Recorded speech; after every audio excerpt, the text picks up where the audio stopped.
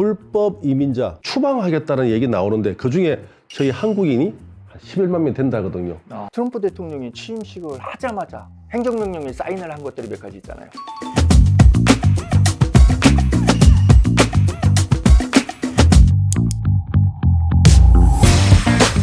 트럼프의 이민 정책에 대해서 한번 살펴보죠. 네.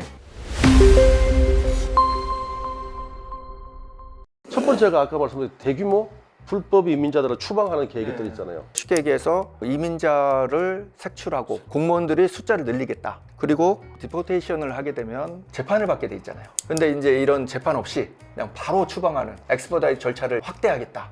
트럼프는 약간 과시적인 좋아하잖아요. 처음부터 수갑차가 줄줄이 껴갖고 군용기로 태워서 과테말라 한 75명 딱 보내는 거 사진 딱 찍고 하니까 와 이게 하겠다는 의지를 보여주는 거잖아요. 그렇죠. 근데 이게 제가 볼 때는 그렇게 쉽지는 않을 것 같아요. 색출하고 체포해서 송환까지 하는 비용들이 100만 명 정도 따지면 그게 한 880억 달러가 들어간대요. 130조란 말이에요. 네. 돈이 얼마 들어있어요. 또 하나는 이제 뭐 너무나 잘 아실 것 같은데 멕시코 주변의 국경에다가 새우당만 장벽들 완성하겠다.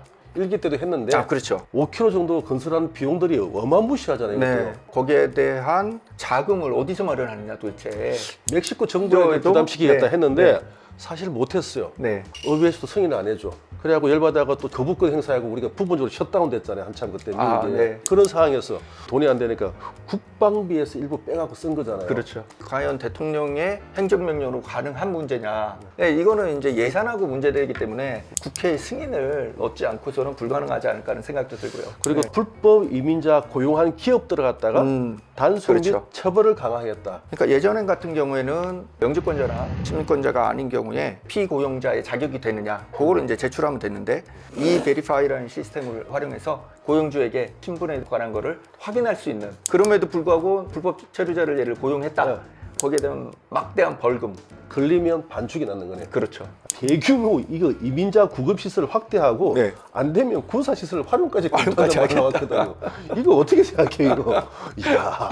불체자를 잡았다. 소명하고 증명할 수 있는 기회를 줘야 되는데 안 나오더라. 그리고 더 숨더라. 그러니까 아예 잡으면 처음부터 그냥 구금시켜 버리겠다. 뭐 이해도 되긴 되는데 코र्트에서 판결이 안 나면 피의자 신분이잖아요. 그렇죠. 지금은 다 필요 없어. 일단 다 집어넣어. 집어넣어. 엘살바도르인지 뭐 그 대통령이 그랬다며. 야 필요하면 그 너가 수용소 구사시설 우리가 제공할게. 우리한테 돈만 내. 정말 네. 굉장히 위험한 생각인데. 네. 반휴머니즘적인 어떤 조치들에 대해서는 문제가 될 소지가 있는데 어떻게 판결을 할지는 저도 잘 모르겠습니다. 그 다음으로 했던 게 이제 불법 이민자 단속할 수 있는 시스템을 구축하겠다. 네. 운전면허 발급받거나 타이어 보장을 시큐리티 네. 남발을 갖다가 부정하게 사용하는 것도 차단한 시스템도 만들겠다는 거잖아요. 근데 이거는 가능할 것 같아요. 저희 나라 국세청, 관세청도 AI가 차지하는 비중이 상당히 높아졌거든요. 특히 미국은 이 도를 찾든지 비행기를 타고 막 하면 자동으로 걸려지잖아요.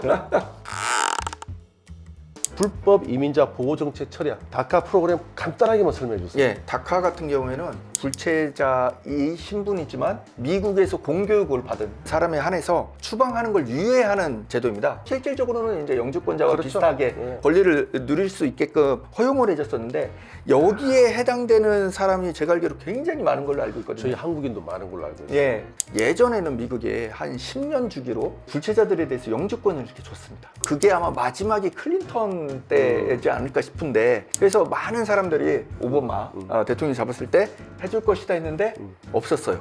이게 계속 쌓여오다 보니까 다카에 의존하고 있는 불체자이신 분들이 굉장히 많거든요. 근데 이분들은 어려서부터 미국에서 살면서 미국의 공교육을 쭉 받아왔던 사람들이기 때문에 우리나라 온다고 잘 적응하시겠어요? 예. 한국말도 못 써, 정서도 안 맞아. 예. 어떻게 하겠다는지. 그래서 이 부분은 제가 생각할 땐 정말 파급이 크지 않을까 하는 부분이 있고요. 그 다음에 뭐 왜 우리 돈으로 미국 내 의료 서비스, 교육, 주거, 네. 뭐 각종 복지들을 받는가? 이거는 용납 못 하겠다는 거죠. 그렇죠.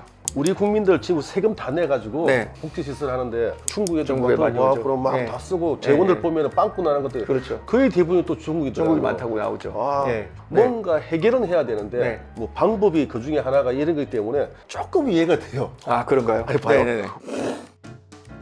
불법 이민자 자녀 시민권 제한하겠다. 지금까지는 미국이라는 나라는 속지주의를 선택을 하고 있었습니다. 그렇죠. 우리나라 같은 경우는 이제 소견주의였고요. 네. 이걸 트럼프가 없애겠다는 거잖아요. 없애겠다고 이미 사인까지 했습니다. 미국의 수정헌법 제14조에 네, 맞습니다. 1890년대 보면은 노예 해방돼서 노예 들어갔다 지민권 다 준 거잖아요. 네. 행정명령 사인하고 그걸로 되나요? 아, 전혀. 헌법이잖아요. 네, 헌법이죠. 상하원의 3분의 2 동의. 들어요. 거기다가 38개 주의 주 동의를 또 얻어야 됩니다. 아무리 상원이 저거 좀 많다 하더라도 네. 상원 내에서도 이거는 반대할 사람 많을 건데. 아, 그렇죠. 제가 볼 때 얘는 네. 거의 불가능하다. 아, 불가능하죠. 근데 그런 저희가 또 하나 걱정되는 게 있잖아요. 우리가 비자 정책 강화하면서 합법 이민 제한한다는 말이 있거든요. 아, 근데 이게 사실 쉽지 않은 게 이민법에 규정된 사항입니다. 하려고 하면은 행정명령 같이 트럼프가 이제 막 사인해서 할 수 있는 내용이 아니에요. 상하원을 다 통과를 해서 바꿀 수 있는 문제이기 때문에 행정명령으로선 불가능하다. 그다음에 뭐 우리가 많이 하고 있는 OPT 네. 있잖아요. 애들 네네. 졸업하고 하는 거. 네, 맞습니다. 요거는 좀 네. 축소 내지 폐지될 확률은 좀 있나요?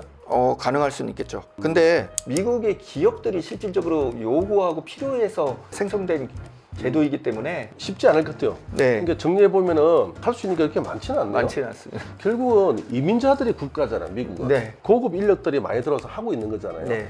그런 차원에서 불법은 안 맞겠지만 졸업하고 나서 네. 다시 가는 거는 미국 국익에 맞지 않으니까 그 애들 갖다 영주권 주자 말도 나왔잖아요. 그렇죠. 그러니까 트럼프가 하고 싶은 게 사실은 그거죠. NIW 같은 경우는 네. 앞으로도 괜찮아질 것 같아요. 더 좋아질 수 있고요. H1B와 관련해서도 바꾸고 싶었던 게 일기에서 뭐냐면 네. 지금은 이제 롤이 뽑기 시기잖아요. 트럼프가 보기에는 이게 안 맞는다. 그러니까 뭔가 메리트가 있어야 되는 겁니다. 사람의 능력이 있거나 뭐 투자이민처럼 돈을 투자에서 갖고 돈을 오거나. 갖고 오거나 네. 하여튼 우리나라에 돈 많이 투자하고 뭐 와서 기여를 많이 해라. 그렇죠. 그거는 맞는 것 같네요. 트럼프 얘기 들으면서 저희가 우려했던 부분들하고 실제 그게 실현 가능할지에 대해서 의논하고 나눠봤고요. 앞으로 이민 정책이 어떤 방향으로 갈지에 대해서도 간단하게 한번 살펴봤습니다. 여러분이 하여튼 도움 되시기를 바라고요. 다음 영상에서 더 좋은 정보로 만나도록 하겠습니다. 감사합니다. 감사합니다.